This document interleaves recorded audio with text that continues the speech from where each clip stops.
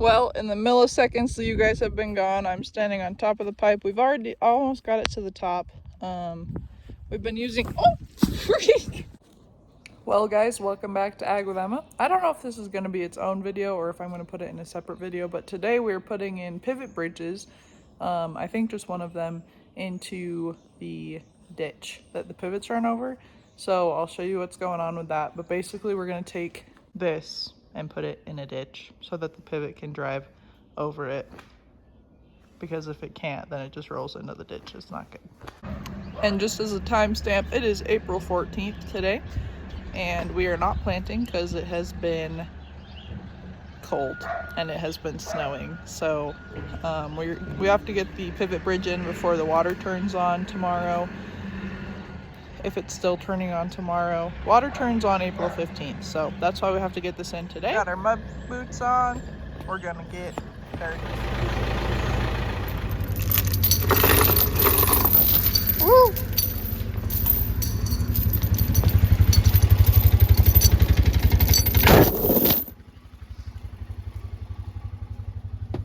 So there's a pivot bridge. It's got a cement meter thing under it already because that one kind of broke. There's another one, and then here is where there's not a pivot bridge, but there's a pivot track. So that is where this is going. See, there's the pivot track, and I don't think it's going to get across that without very much help. So the pivot is down there. It swings around across this to water both of these alfalfa fields.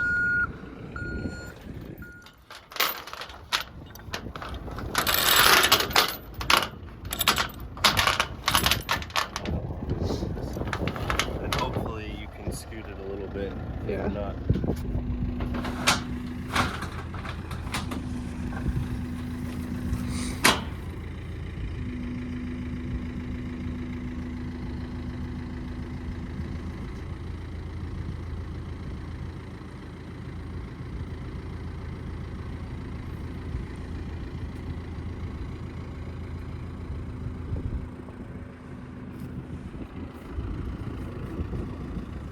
So we laid it in here. I walked through it to put some pressure on it so we can see where it fits. And now we're gonna dig it out so that the shape of that matches the bottom of this. Got shovels. It's muddy. So we packed the bottom of it in with our shovels, pounded the dig bar in there, and then that's packed in on the bottom. So you can't pack it too much, because if you pack it too much, then it's gonna start coming out. So now we're gonna pack the sides, and then you gotta put some on top, and then the bridge goes over it. Unless we're just putting dirt on it. Just dirt. So no metal bridge, just dirt. And then just for context, this thing is about 10 feet long. I think almost right on the money. We had to cut it in half in the shop because this whole pipe, barrel, whatever you want to call it, was 20 feet long. And so now I'm packing in the sides of this with the dig bar and use the flat end down there. Hopefully you can see it, and you just pack away till it's nice and hard, but you got to be careful, because if you pack it too much, then it starts to lift the pipe up, and if it lifts the pipe up, it's just gonna, blow it right on downstream, and it doesn't stay where you want it to stay. So after we get the sides packed in a little bit, we'll bring a loader bucket and dump dirt, soil, whatever you want to call it, on top of this, and then the pivot will run right across it like magic. I would also just like to say that not all construction workers are farmers, but most farmers are construction workers.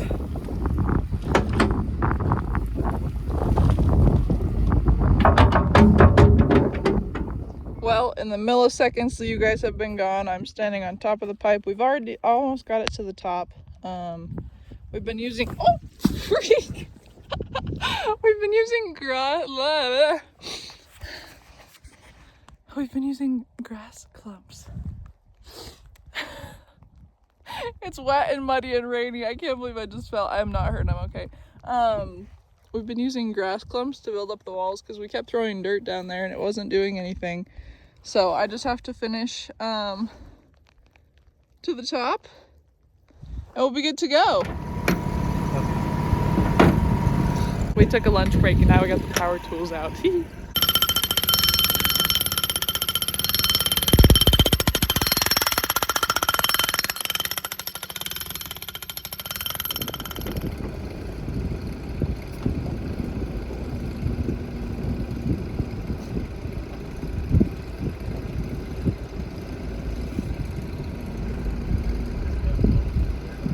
That sure is quicker than that, so we'll take it.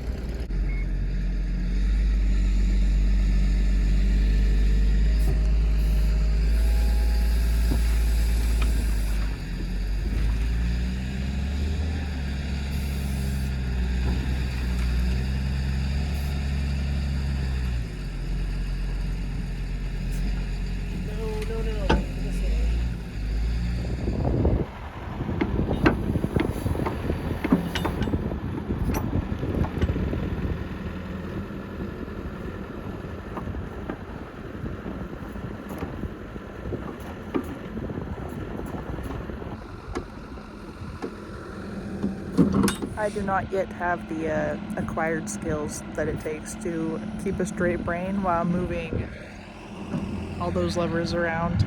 There's only 2 of them, but still, it's a lot. There is the mostly finished product. It's not pretty, but it's fine. You want to come down here and tell me? Well, figured I'd throw one more thing in this video. So we are also poisoning voles. We're doing vole poison today. And we take this little Gatorade bottle full of vole poison, and we take this little funnel that we got, we stick it in vole holes. Anyway, we poison voles because they like to eat your money. They're like horses, but worse. So you come find a hole. We're gonna call that a hole. I'm around a pivot right now, a center tower on a pivot. So we're just gonna stick the little funnel in that hole, dump poison down the funnel. It doesn't take a lot, and then you're good to go. That literally covers everything that I've been doing. I was doing this for 2 days because it snowed, so we can't plant things right now. So love that. But also very grateful for the moisture because we need it. So we're good. A few more things. Vole poison is, you know, like a pesticide, chemical, whatever you call it. It does come in a package with a label. So it's very important that you read the label so you know what kind of PPE to wear, personal protective equipment. Like this one is, you know, wear gloves, long sleeves, long pants, don't get any like the dust on you, don't inhale it kind of thing, because it is poison. And then, yeah, so that's important when you're handling any kind of foreign substances that have potential harm. Always read the label. And then another thing, I'll show you guys this. There's active holes and there's non-active holes. So I just put some in that hole, and there's kind of like dirt crumbles, you know, around the hole. There's a really good one back here actually. There's a little trail that's gonna, oh, there it is. No, that's not it. There it is. So I would classify that as an active hole. Just because all like the dirt piled up here means that they've been digging at it. Also this one. So the older holes are not going to be like that, because you know there can be holes that don't have voles in them, but I mean you never really know because you're not going to make them all. You don't know necessarily if there's voles in it or not, but it does help when there's little dirt crumbles and stuff, because then you're like, oh, someone's been in here. And voles are basically like mice. I don't know what the difference is. I'll find out what it is. But yeah, that is the gist. So I just walk along using my eyeballs, scouting for little dirt crumble piles and holes. And like I said, I did this for a long time last week because it takes a long time. Another thing is that voles aren't going to be all over the field. They're most commonly on field edges and on canal banks, such as this one, sides of the road and stuff like that. So I haven't been walking through all the fields, doing all, like every square foot. Square feet, 43, 5, 60 square feet in an acre. Anyway, they're along the field edges and canal banks where the road slopes off into the field, that kind of stuff. Wherever they can like hide. Because you can see there's some, you know, dead weeds and grass, and they can, you know, make all their little nests out of that. So we do it because no one plants a field wanting the voles to have a wheat buffet. So yeah, preventative maintenance again. Also, here's the sky today. Very pretty. I love pivots and wheat fields. Oh, look at that. Chef kiss. I think I'll start a new series called 4-Wheeler Rides Through Bumpy Pastures, Bumpy Fields with Emma. We're just gonna,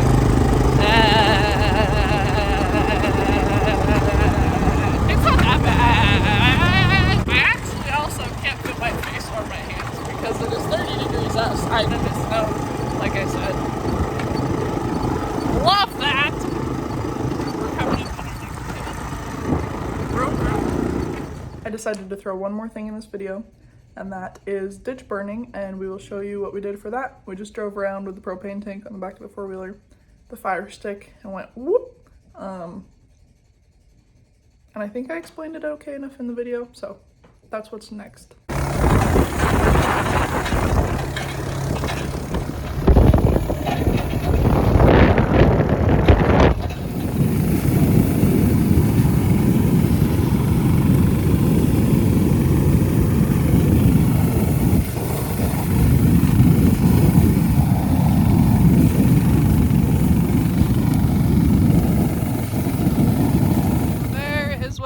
Like it didn't burn everything, but it burns enough of it to make it look better, and it's controlled, so it's not gonna, you know, hopefully go start a big huge fire, because there's people watching it, and you know, that's just how it is. So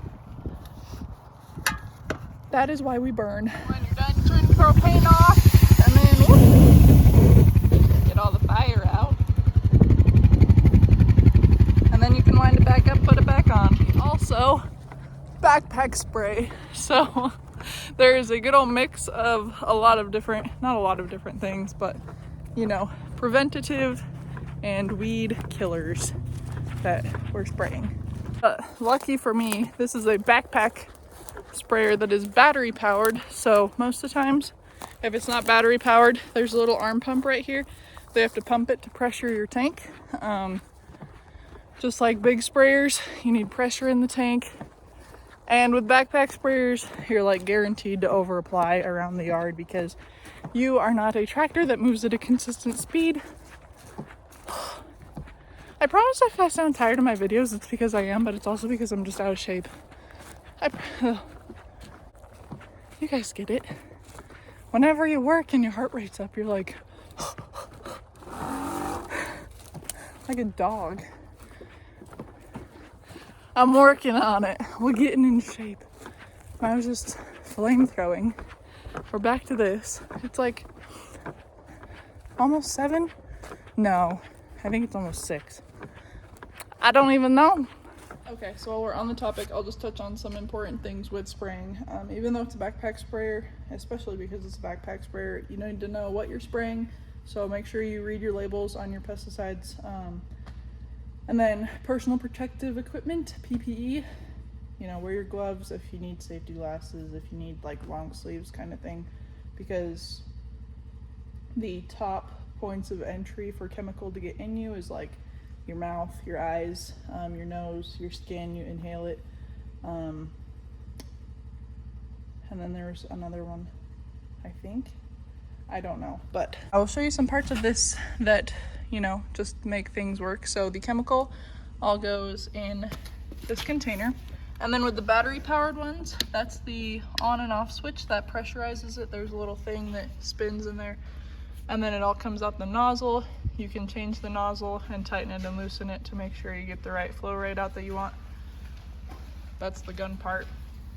You just wear your backpack strap, and it's heavy. And then there's a filter inside of the lid that catches all the dirt and stuff when you're filling it, because if you get a lot of dirt in it, then it plugs up a little filter down here that makes it hard to spray out of here. And we've been having issues with that because we got some dirt chunks in it. We were like, what the heck is wrong with it? So we had to like rip it all apart.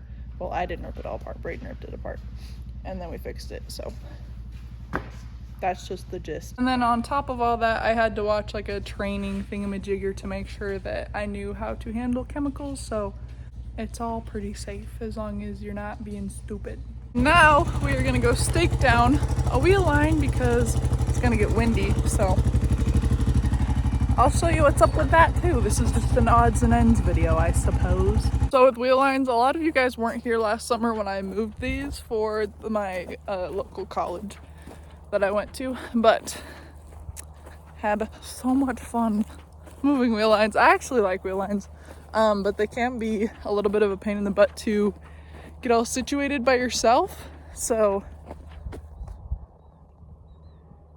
anyways, I forgot to mention, for those that weren't here last summer and haven't seen my wheel line videos, wheel lines are also another form of irrigation. So there's hand lines, those get moved by hand. Wheel lines have a motor in the center of the line that moves them. You still have to like babysit them while they move though, because they can go crooked. But there's hand lines, wheel lines, pivots, flood irrigation, drip irrigation, siphon tubes. What else is there? There's a lot that we use down here because it's literally how we grow crops. So yeah, in case you guys weren't like confused enough. Oh, it's so fun. There's the stake. It's basically like a tent. And I still figured out how to do it wrong because the ones I did are not as tight and taut as the ones that Brayden did. So go me.